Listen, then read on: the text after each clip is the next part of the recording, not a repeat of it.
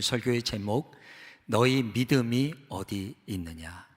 누가복음 8장의 오늘 본문을 보면 예수님과 제자들이 갈릴리 호수 건너편으로 가려고 배를 타고 출발합니다. 얼마 지나지 않아서 날씨가 급변하면서 광풍이라고 불릴 만한 거센 바람이 불어오고 그로 인해서 파도가 크게 일어나면서 배가 흔들리기 시작합니다. 그리고 배에 물이 차들어오기 시작합니다. 여러분, 예수님의 제자 중에 어부들이 꽤 있습니다. 어부들이 어떤 사람들입니까? 눈만 뜨면 배 타고 나가서 물고기 잡는 사람들, 그것도 갈릴리 호수에서 잔뼈가 굵은 어부들이 예수님의 제자들입니다. 이 사람들이 그 정도 바람, 그 정도 파도 경험하지 못했겠습니까?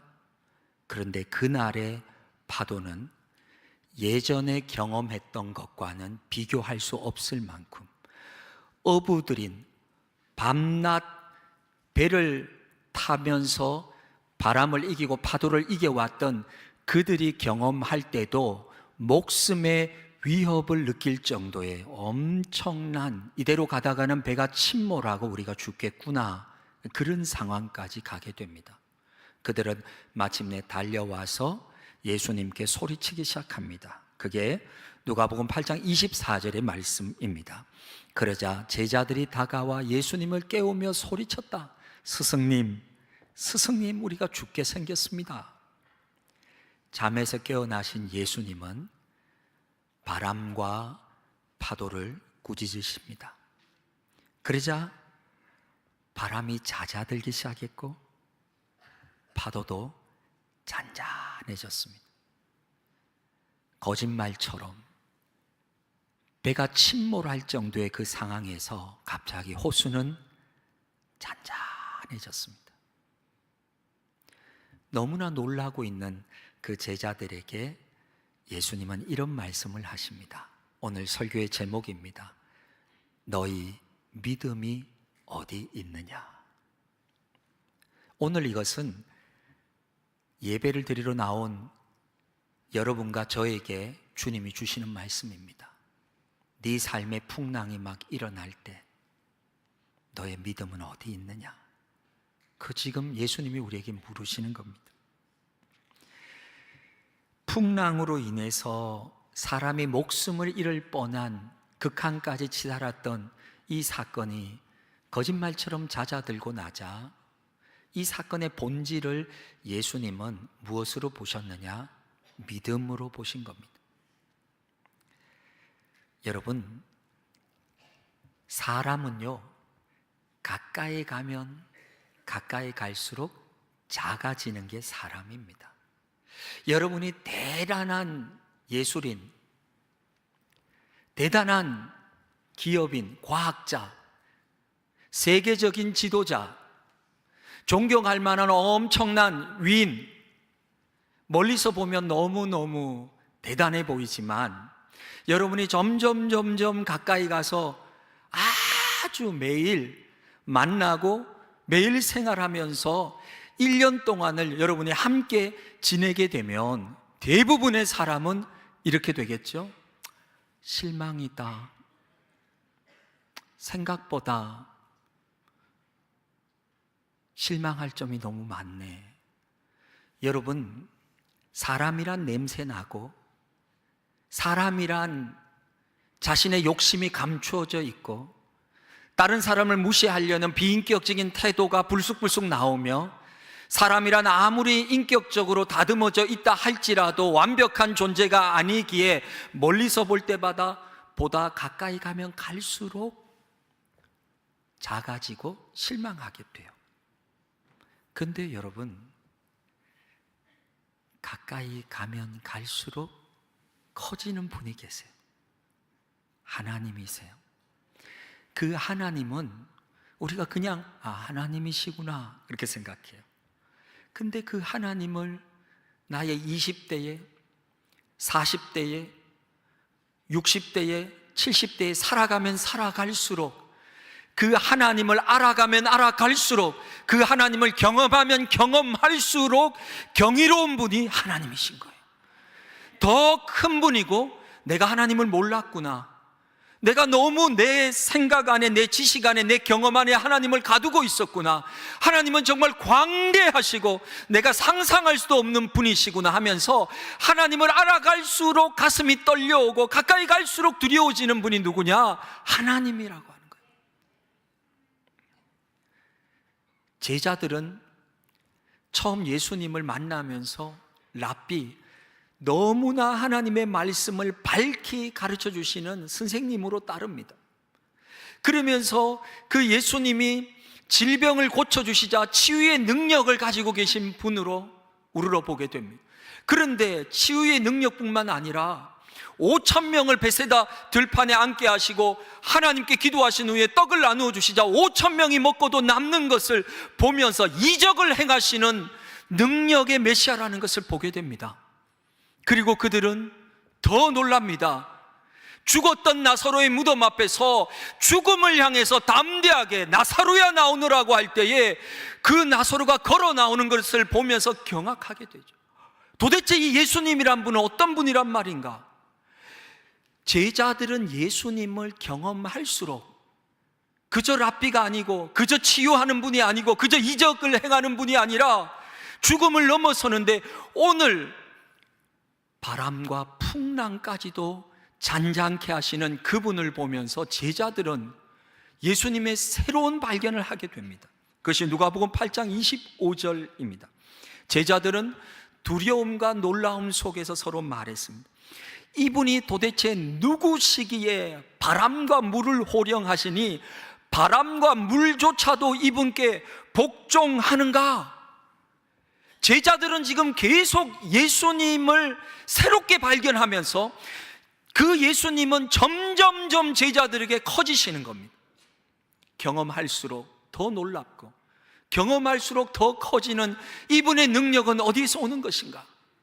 이제는 모든 만물을 통치하시고 다스리시는 권세를 갖고 있는 분으로 너무 놀라게 되는 것이죠. 여러분, 우리는 기쁨과 감사 속에서도 하나님을 알아가고 하나님을 경험합니다. 그러나 더 많은 경우 우리가 정말 하나님을 생생하게 경험할 수 있는 것은 오늘 찬양처럼 우리 삶에 어려움이 왔을 때입니다. 갑자기 암을 진단받고 난치성 질병에서 가족이 고통받고 경제적 어려움이 몰려와서 도저히 이 경제적인 문제를 해결할 수 없는 벼랑 끝까지 몰리고 가정의 위기가 오고 관계의 위기가 오고 삶의 수많은 난관과 어려움이 한꺼번에 몰려오면서 내 삶에 광풍이 불어오는 것이죠. 예측하지 못했던 상황이 급변하면서 내 삶이 죽을 것만 같은, 그래서 제자들이 이대로 가다는 우리 죽겠습니다. 여러분, 우리 삶에 그런 순간들이 올 때 오늘 예수님이 말씀하시는 이 본질에 이 풍랑의 핵심이 있는 겁니다. 얼마나 파도가 크게 일어났느냐, 얼마나 물이 배에 가득 들어왔느냐, 그런 현실 앞에 전전긍긍하고 있는 우리에게 예수님은 물으십니다. 본질은 풍랑이 아니다. 본질은 바람이 아니다. 네 삶을, 네 마음을 흔들어 놓고 있는 그 상황 속에 너의 믿음은 어디 있느냐? 너의 믿음 어디 있느냐? 그걸 물으시는 거죠. 언제나 우리 삶에 흔들리는 삶의 상황 속에서 예수님의 관심은, 그래, 상황은 그렇게 급박하고 죽을 것 같지만 내가 보는 것은 그때 너의 믿음은 어떻게 대응하고 있느냐? 그게 예수님이 오늘 우리에게 물으시는 겁니다. 그리고 우리는 믿음 속에서 이전에 발견하지 못했던 새로운 예수님의 놀라운 모습을 발견하게 되는 것이죠. 우리는 이전에 경험하지 못했던 하나님의 놀라운 능력을 경험하는 것이 그 풍랑의 이유가 되는 것입니다. 그러므로 내 삶에 때때로 풍랑이 일어나는 것은 저주가 아니라 축복인 줄로 믿습니다. 사람들은 그 현상만 보고 너무 힘들어요. 제발 좀 그만하게 해주세요. 하나님을 원망하고 하나님의 자녀라면서요, 보호해 주신다면서요, 힘들지 않게 해주신다면서요, 왜 이렇게 내 삶은 힘든 겁니까? 왜 이렇게 나는 지치고 무너집니까? 라고 말할 때 예수님은 우리에게 말씀하시는 거죠. 너의 믿음이 어디 있느냐?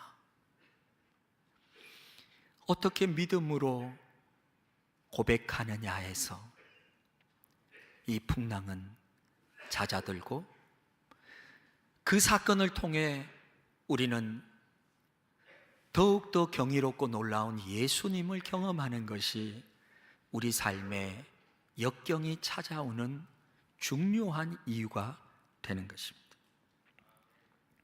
은퇴 목사님 한 분이 제게 책을 선물로 보내셨어요. 제가 그 책을 보는데 그 책 앞부분에 목사님이 그 책을 집필하신 이유가 거기에 쓰여져 있었어요. 그 내용을 제가 좀 들려드리려고 합니다. 목사님이 평생을 목회하시고 이제 은퇴를 앞두고 계신데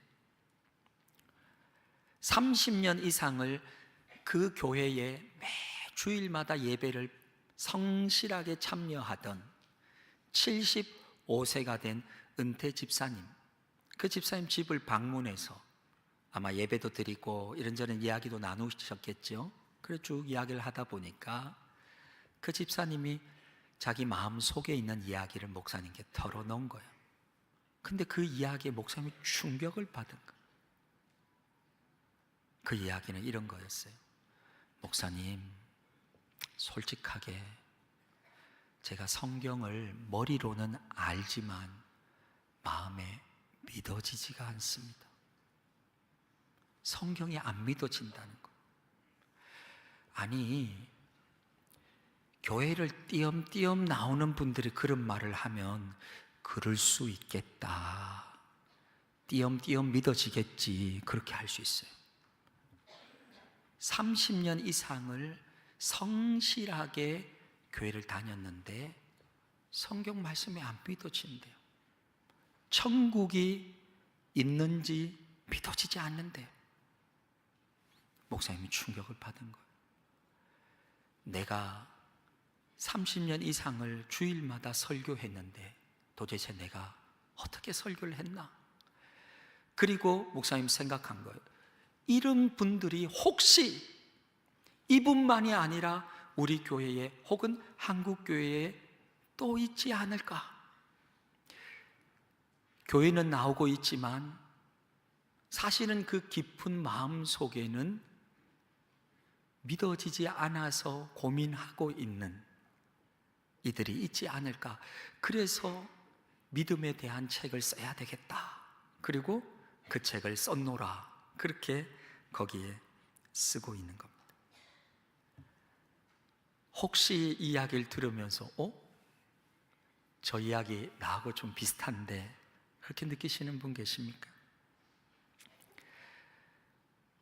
저는 어릴 때 교회에서 성장했습니다. 그러니까 어릴 때부터 교회 생활에 익숙했지요. 그런데 정작 제가 대학생이 되어서는 저는 꽤 오랜 시간 믿음을 잃어버렸고 방황했습니다. 저는 어릴 때부터 교회를 자라면서 간혹 믿음이 좋다는 칭찬을 받곤 했습니다. 고등부 회장에다가 찬양대를 새벽부터 교사도 하고, 그러니까 거의 주일날 아침 새벽에 오면 밤 늦게 가는 게 아주 당연했고, 교회의 모든 봉사의 자리에 참여하는 게 저에게는 익숙한 일이었습니다. 그때마다 권사님들이, 집사님들이, 장로님들이 제게 했던 이야기, 아이고 우리 유 선생은 참 믿음이 좋아. 저는 진짜인 줄 알았습니다. 하지만 제게 회의와 의심의 불길이 대학생 시절에 찾아오자 저의 믿음은 말할 수 없을 정도로 흔들렸고 저는 거의 믿음을 다 잃어버렸습니다. 그래서 저는 그 시절의 믿음을 제 스스로 이렇게 불러봅니다. 지푸라기 믿음이다. 부모님이 교회를 다니면서 믿었기 때문에 습관적으로 따라다녔던 내 속에 깊은 씨앗들, 뿌리들은 남아있지만 실제 회의와 의심과 비난의 불꽃이 저의 믿음을 통과하자 청소년과 청년 시절까지 교회 생활을 했던 저의 믿음은 아무짝에도 힘없이 지푸라기처럼 순식간에 불타버렸습니다.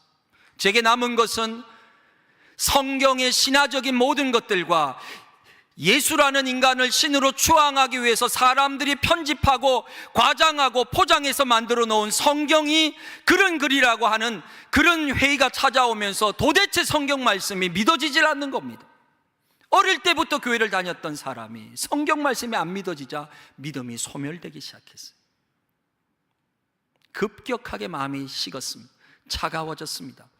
예배를 드려도 냉랭하고 목사님의 말씀해도 가슴에 오질 않고 찬양과 기도도 전혀 감동이 없었습니다. 그 방황의 시절에 저의 믿음은 완전히 곤두박질 쳤고 저는 겨우 신락 같은 한 가지 정도의 믿음만 갖고 있으니 그것은 하나님은 계시다, 그 정도였습니다.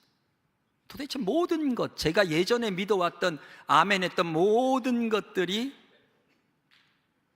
신뢰할 수 없었습니다. 그래서 저는 그 시절의 믿음을 초승달 믿음이라고 불러봅니다. 정말 손톱같이 희미하게 아주 보일 듯 말 듯 하나가 하나님은 계실 거야.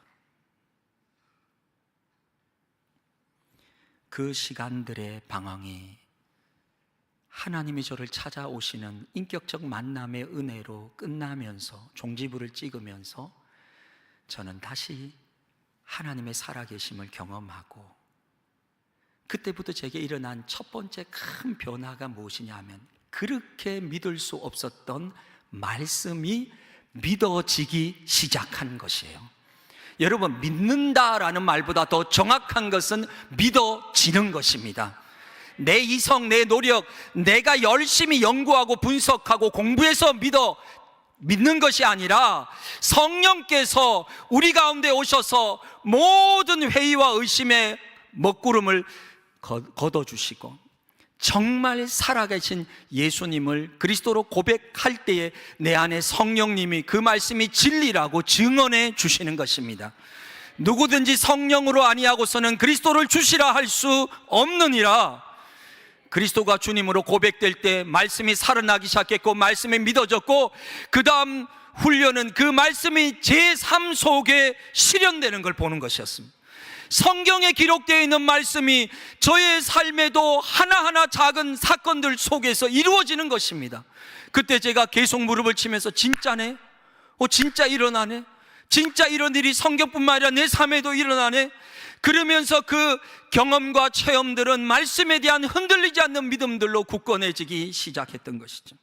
그러나 여전히 저는 미숙했고 편식하는 믿음을 가지는 시대가 있었습니다. 내가 원하는 예수님의 모습은 받아들이고 내가 이해할 수 없는 예수님의 모습은 거부하고 내가 좋아하는 하나님의 모습은 받아들이고 내가 싫어하는 하나님의 모습은 거부하는 지극히 자기중심적인 신앙인으로 신앙을 살아가는 적도 많았습니다. 성경을 좀 알게 되니까 신학교에 가서는 성경 지식을 자랑하는 믿음이었습니다. 저는 신학교를 가서 알게 됐습니다. 내가 믿음이 많이 부족하구나. 제가 부교육자를 하면서 더 깊이 절감해 나는 정말 믿음이 없는 사람이구나. 담임 목사를 하면서 절감하고 있는 것은 내가 과연 믿음이 있는 사람인가? 그런 사람이 지금 설교를 하고 있습니다. 그러나 그렇게 형편없는 믿음을 가지고 있는 저에게 하나님은 언제나 넘치는 은혜를 부어주셔서 저의 의심과 회의는 항상 하나님의 놀라운 은혜로 응답되어졌습니다. 그때마다 저의 의심은 거치고 저의 회의는 사라지고 매 순간 막다른 골목 끝에 가서 진짜 내가 믿는 하나님이 이런 분일까라고 몸부림치고 있을 때 하나님은 다시 생생하게 말씀 속에서, 삶 속에서 저를 만나주시면서 계속 이 놀라운 믿음의 경주가 더욱더 하나님 앞에 드려지도록 인도해 주셨던 것이죠. 예수님은 십자가상에서 이렇게 말씀하셨습니다. 엘리 엘리 라마 사박다니, 나의 하나님 어찌하여 나를 버리셨나이까. 십자가상에서 예수님이 느끼셨던 육체적 고통보다 더 심각하게 고통스러웠던 것은 정신적인 고통이었습니다. 하나님이 나를 버리셨다. 사람들에게 버림받는 것 끔찍한 일이죠. 하지만 더 감당하기 어려운 것은 하나님께 버림받았다는 생각이 들 때입니다. 하나님은 우리 삶의 마지막 보루입니다. 나를 지탱하던 마지막 뚝이 무너지면 누구든지 더 살아갈 이유를 찾을 수 없게 되는 것이죠. 낮 12시 골고다 위에서 하늘을 시커먼 구름이 뒤덮어 칠흑처럼 어두워지고 그 어둠은 3시간 동안 이어집니다. 마태복음 27장 45절, 낮 12시부터 어둠이 모든 땅을 덮쳐 오후 3시까지 이어졌다. 3시간 동안 빛은 사라지고 어둠이 지배하는 시간입니다. 그 어둠은 단순한 어둠이 아니었습니다. 그것은 하나님과 십자가에 달리신 예수님 사이를 가로막는 어둠이었습니다. 예수님은 하나님께 보냄을 받았고 하나님의 나라를 선포하셨고 겟세마네에서 기도하시면서 하나님의 뜻대로 십자가를 지기로 결단하셨습니다. 예수님의 생애 동안, 예수님의 공생의 사역 동안 한순간도 하나님과 끊어진 적이 없는 영적인 깊은 연결고리가 항상 있었습니다. 새벽 미명마다, 모든 순간마다, 오병이의 사건마다, 나사로의 무덤 앞에서마다, 모든 시간마다 아버지께서 내 말을 들으시는 것을 내가 감사하나이다. 한 번도 하나님과 끊어지지 않았던 그 깊은 영적인 연결고리는 십자가의 30년 같은 그 3시간 속에 끊어졌습니다. 제자들이 도망치고 제사장과 바리새인들이 조롱하고 비웃고 군병들의 얼굴에 침을 뱉어도 모든 걸 견딜 수 있지만 나를 지탱하고 내게 목적을 주시고 의미를 주시고 나를 땅에 보내신 하나님과 끊어진 그 3시간은 견딜 수 없는 절망입니다. 어둠 속에 내 동댕이 쳐진 자신의 존재, 인류를 위한 지금까지의 모든 수고와 노력이 물거품처럼 허망하게 사라지는 절망감이 몰려오는 그 벼랑 끝에서 가장 하나님을 필요로 하는 그 순간에 하나님을 볼 수 없고, 가장 하나님의 음성이 필요한 그 순간에 그 음성을 들을 수가 없고, 가장 믿음이 필요한 그 순간에 하나님이 느껴지지 않는 사람의 절망, 그것이 바로 예수님의 부르짖음이었습니다. 마태복음 27장 46절, 오후 3시쯤 돼 예수께서 큰 소리로 엘리 엘리 라마 사박다니라고 부르짖으셨습니다. 이것은 내 하나님 어째서 나를 버리셨습니까? 라는 뜻입니다. 이것이 우리가 성경에서 찾을 수 있는 하나님을 향한 예수님의 유일한 불신의 말씀이었습니다. 예수님은 인류의 대표로서 인간의 모든 죄와 고통을 그분이 다 짊어지시고, 인간의 배신과 인간의 슬픔과 인간의 눈물과 인간의 거짓과 인간의 모든 죄악을, 심지어 하나님으로부터 끊어지고 하나님께 버림받았다고 여겨지는 그 절망감까지도 다 짊어지고 인류를 대표하여서 인간이 느끼는 온갖 종류의 배신감이 응축되어 예수님 앞에서 터져 나온 것이죠. 여러분, 목사라는 직함은 중요하지 않습니다. 장로라는 직분 중요하지 않습니다. 권사, 안수 집사, 성도, 뭐가 중요합니까? 교회에 나와서 사람들 앞에서 아멘하고 찬양하고 기도하지만 내 마음속에 하나님이 함께 하신다는 믿음이 없고, 말씀이 믿어지지 않고, 소망이 없고, 세상을 따라가면서 세상의 온갖 정보와 뉴스와 유튜브와 SNS를 항상 보면서 내 마음에는 평안이 없다면 우리가 진짜 믿는 사람이다, 그렇게 말할 수 있는 자신감이 없습니다. 왜 사람들은 믿음과 신뢰를 잃어버릴까요? 하나님을 잘 믿던 사람들이 왜 실족하고 회의와 의심으로 빠져들까요? 그것은 버려졌다는 배신감. 부모의 유기를 경험한 자녀는 더 이상 부모의 사랑을 신뢰할 수 없습니다. 신뢰하기까지 오랜 시간이 걸립니다. 배우자의 불륜을 경험한 사람은 오랜 시간 동안 가장 믿었던 사람이 나를 철저하게 속여왔고 기만해왔다는 사실을 뒤늦게 발견하고 나면 순수한 사랑에 대해서 믿기 어려워집니다. 정말 함께 사업 파트너로서 모든 것을 함께 해왔던 그 사람이 기가 막히게 나를 속이고 사기를 쳤다면 동업자를 신뢰하기가 너무 어렵습니다. 왜 사람이 믿음과 신뢰를 잃어버립니까? 철저하게 배신당했다는 상처. 마귀는 거짓의 영입니다. 마귀가 거짓을 퍼뜨리는 궁극적인 이유는 세상에 존재하는 믿음을 파괴하기 위해서입니다. 아무도 믿을 수 없는 세상을 만드는 것, 그것이 어둠의 영이 하려는 것입니다. 그리스도인들은, 믿음의 사람들은 믿음을 세우는 일을 위해 전진해야 합니다. 신뢰와 믿음을 파괴하려는 모든 거짓과 모략과 술수로부터 믿음을 지키기 위한 치열한 쟁투를 벌이는 것이 믿음의 경주라고 할 수 있습니다. 여러분, 모든 믿음의 뿌리는 하나님에 대한 믿음에서부터 출발합니다. 하나님에 대한 믿음을 회복하는 사람, 그는 이 땅에서 소망을 발견하는 사람입니다. 하나님에 대한 믿음이 없으면 지금 대한민국의 풍랑이 일어나고 정치적인 격변과 이 사람 저 사람들의 말이 쏟아져 나오는 모든 뉴스의 홍수 속에서 진영 논리와 진영 논리가 충돌하고 부딪히며 이것이 옳다 저것이 옳다 말하는 이 모든 상황 속에서 우리는 절망할 수밖에 없습니다. 그러나 여러분,